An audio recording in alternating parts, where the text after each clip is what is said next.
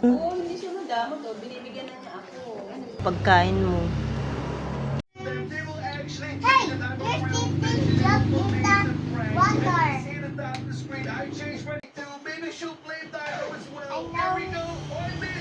I know. In the tower and the swimming in the sea. Pag naman Lakas eh. sino ang tutulong? Sino ang tutulong sa akin ngayon? Tanong ni Manok sa mga kaibigan ngayon. Hindi ako, ayoko. Sagot ng baka, aso, puso, dagat, bata. Kulak, kulak, kulak.